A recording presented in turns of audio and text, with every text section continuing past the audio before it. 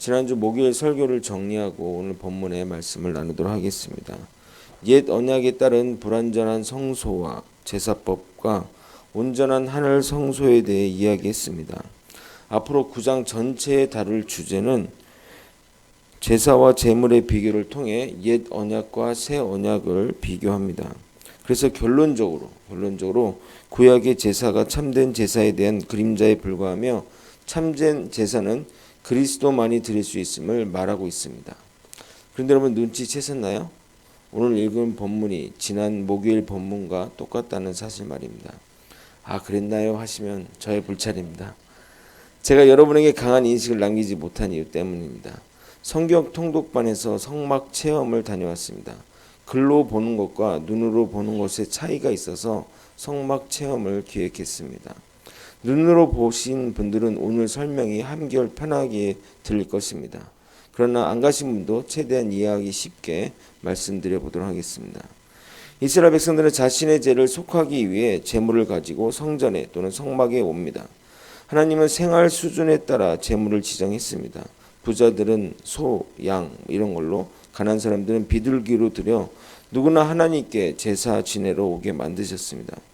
이렇게 차등을 두어 제물을 바치게 하신 이유는 죄의 대가를 가르치기 위한 것이지 부자들의 소를 즐겨하는 것은 절대 아닙니다. 만약 부자들이 죄를 지어도 비둘기로 대가를 치르러 가면 죄를 경시하여 무한정 죄를 지을 것이기 때문입니다. 불법 폐기물을 버리는 업체들 때문에 상가들이 오염되는 소식을 신문에서 보신 분들이 있으실 겁니다. 단속을 해도 이것이 끊이지 않는 이유가 뭔 줄 아십니까? 벌금이 경하니 벌금을 내고 수익을 얻는 것이 더 낫기 때문입니다. 벌금이 엄청나면 엄두도 내지 못할 것인데 말입니다. 그동안 우리는 음주에 대해 관대한 편이라서 음주운전 사고가 끊이지 않았습니다. 음주 기준도 나라마다 제각각이라 어떤 나라에서는 음주운전을 하면 사형 선고까지 내리는 나라가 있는 반면 우리는 음주 사고로 사람을 죽여도 집행유예로 풀려나는 경우가 있습니다. 그래서 음주 차량 운전에 대한 경각심이 떨어졌는데 이번에 윤창호법이 나오면서 음주운전에 대한 높은 기준이 제시되어서 저는 매우 찬성하는 편입니다. 오늘 본문과 조금 다른 얘기지만 이 법에 대한 이야기가 나온 밤에 다른 주제를 살짝 좀 다뤄보도록 하겠습니다. 여러분은 사형제도에 대해서 어떻게 생각하십니까? 성경적으로 사형제도가 맞나요? 한번 생각해 봅시다. 성경적으로 사형제도가 맞다. 틀리다. 아니다. 성경적으로 사형제도 하면 안 된다. 가끔 성경적이지 않은데 성경에서 이렇게 말할 것 같아서 판단하는 경우들이 있습니다. 그것을 유사복음이라고 합니다. 세상말로 짝퉁이라도 하죠. 근데 성경은 사형제도를 지지합니다. 아니, 사랑의 하나님이, 모든 것을 용서하는 하나님이 사형제도를 지지하다니요, 너무 맞지 않습니다 라고 말하실까봐 성경을 찾아보겠습니다. 레위기 20장 8절에서 16절을 읽어보겠습니다.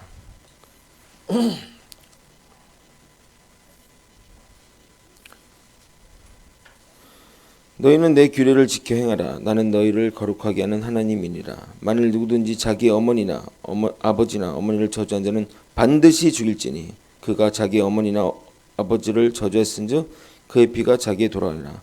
누구든지 남의 아내와 간음한 자는 곧 그의 아내와 간음한 자는 그 간부와 음부를 반드시 죽일지니라. 누구든지 그 아버지의 아내와 동침하는 자는 그의 아버지를 하체번씩 둘 다 반드시 죽일지니 그들의 피가 자기에게 돌아가리라.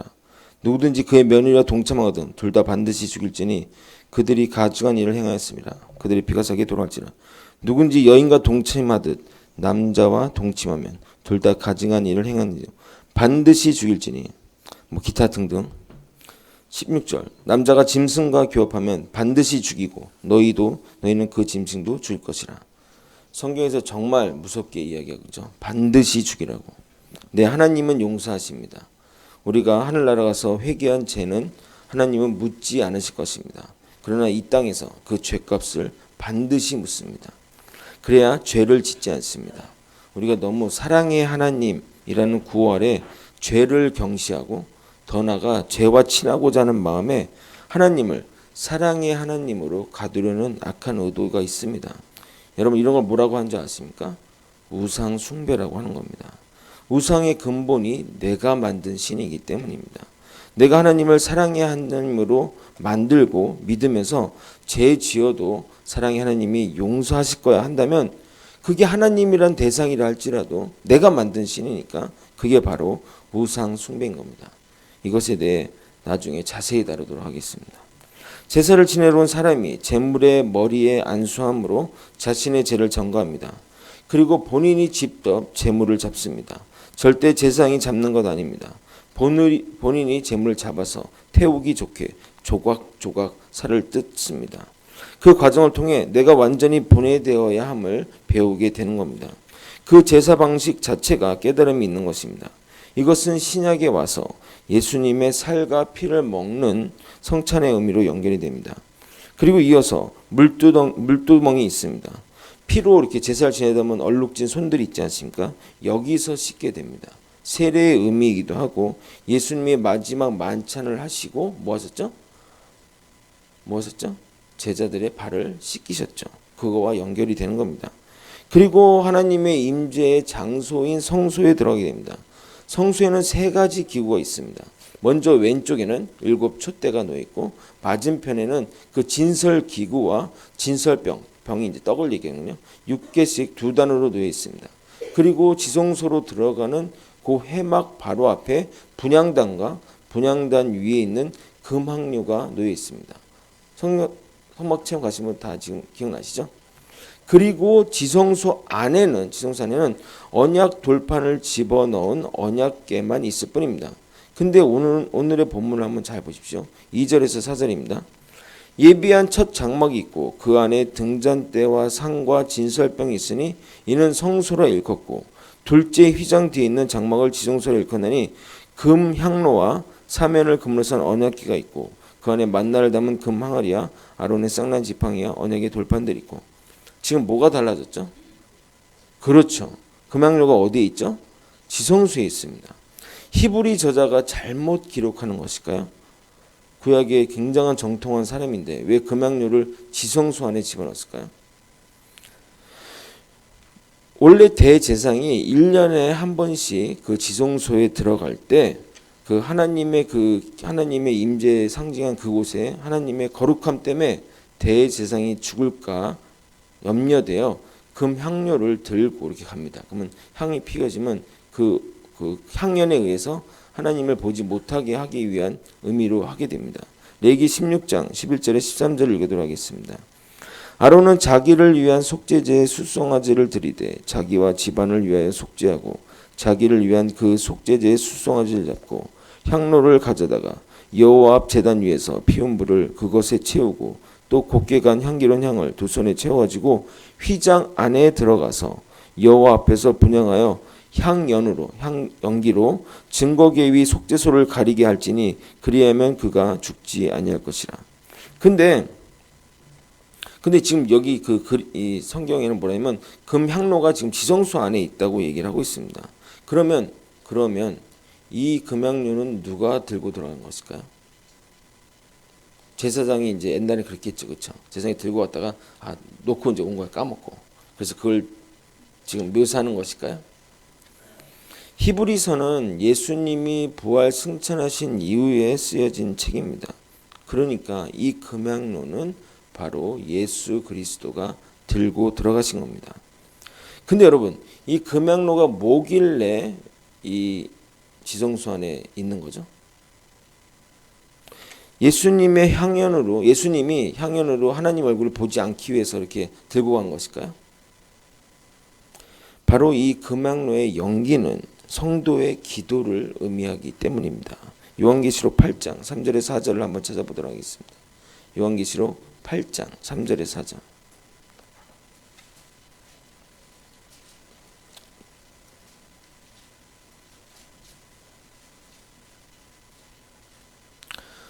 자, 읽겠습니다. 시작. 또 다른 천사가 와서 제단 곁에 서서 금향로를 가지고 많은 향을 받았으니 이는 모든 성소의 기도와 합하여 보좌 앞 금 제단에 드리고자 함이라. 향연이 성도의 기도와 함께 천사의 손으로부터 하나님 앞으로 올라가는지라.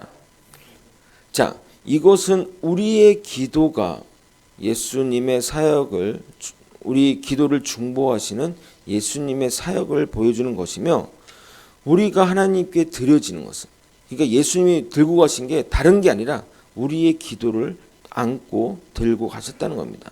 그리고 그 자리에 놓으셨다는 것은 뭐냐면 영원히 그 지성소에 있으므로 우리가 예수 그리스도를 통해서 계속해서 하나님께 기도가 올려지게 된다는 것을 의미하는 겁니다. 히브리서는 구약의 정통한 자이기 때문에 누구나 아는 금향로의 위치를 지성소 안으로 옮겨 놓아서 예수님이 이루신 일과 사역과 우리의 기도의 의미, 우리가 기도가 드릴 때 하나님께 올려지는 것을 상징적으로 지금 표현하고 있는 것입니다. 언약궤 안에 들어가 있는 세 가지 품목을 말하고 있습니다. 만나를 담은 항아리와 아론의 쌍난 지팡이 그리고 언약의 돌판입니다.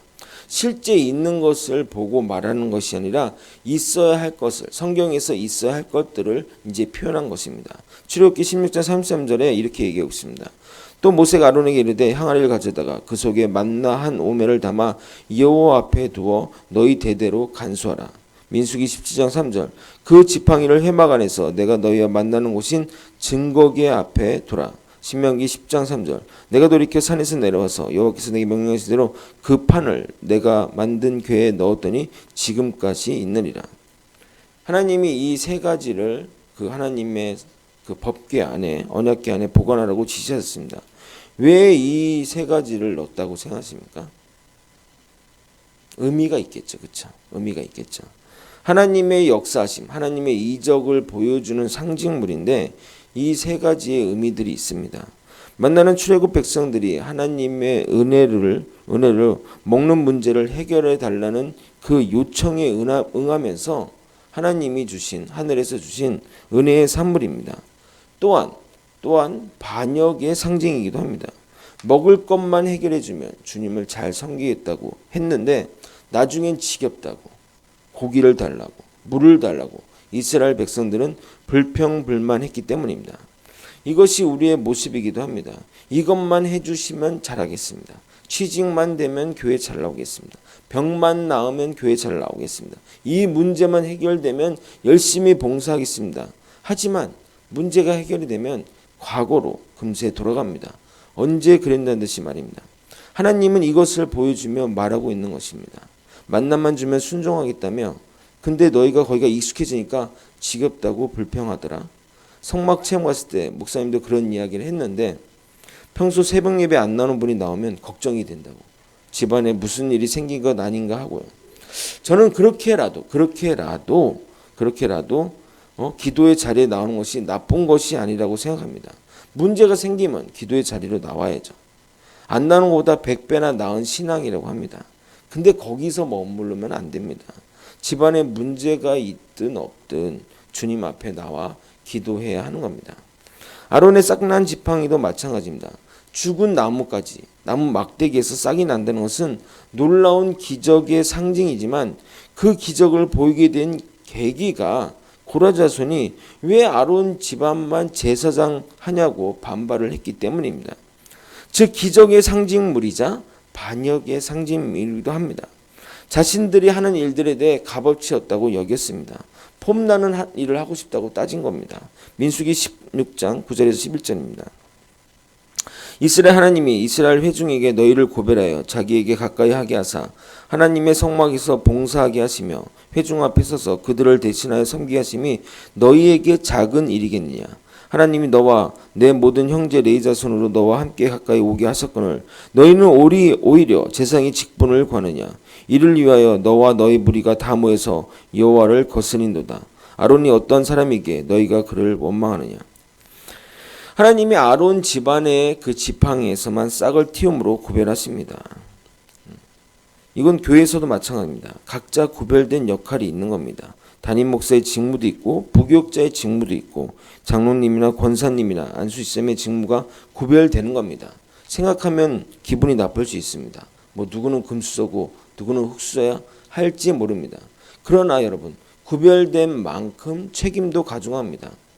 아론의 집안이 멋진 대제사장 옷 입고 대제사장 직무를 하는 걸 보면 야 폼나고 멋있어 보입니다. 사람들 앞에서 막 지성소도 들어가고 그것에 비해서 자기가 하는 일은 맨날 피가 튀기고 재물을 태우고 그 외에 막 시다바리 같은 일을 하니까 이런 것 때문에 이제 불평불만이 있는 겁니다. 근데 여러분 성경은 구별될 만큼 책임도 가중하게 묻습니다. 아론의 아들들이 분향단에 그 항로를 할 때 다른 불을 들였다고 죽게 만듭니다. 거기에 넣어야 하는 그런 그 나물 뭐라 그러죠? 그 넣어야 되는 뭐가 있습니다. 뭐 이렇게 넣는 그런데 그 중에 뭐 예를 들어 뭐 A라는 걸 넣었는데 B를 비슷한 A 다시를 넣은 거예요. 그래서 어떻게 된지 아십니까? 민수기 26장 60절 61절 아론에게서 나답과 아비와 엘라사가 이담에 났더니 나답과 아비는 다른 불을 여호와 앞에 들이다가 죽었더라. 뭐 우상 숭배를 한 것도 아니고 하나님을 향해 뭐 욕을 한 것도 아닙니다. 다른 불이라면 그 향을 피우는 재료 중에 재료가 달라진 것뿐입니다. 그게 무슨 큰일이냐고 말할 수 있다는 겁니다. 근데 마찬가지 않습니까? 물론 분명히 하나님은 담임 목사님이 짓는 죄와 일반 성도의 죄를 하나님은 분명히 다르게 치리하실 것입니다. 세상도 그렇잖아요. 예를 들어 뭐 성도분이 불법 행위한 것이 뉴스에 나올 수도 있고 안 나올 수 있지만 목사가 하면 바로 뉴스거리가 되지 않습니까? 목사가 어디 교회 뭐 A 교회 목사 뭐 이렇게 해서 나오지 않냐 이 말입니다.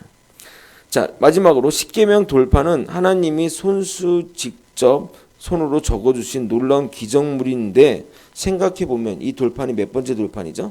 두 번째 돌판입니다. 두 번째 돌판이라는 것은 첫 번째 돌판이 없어졌다는 의미인 겁니다.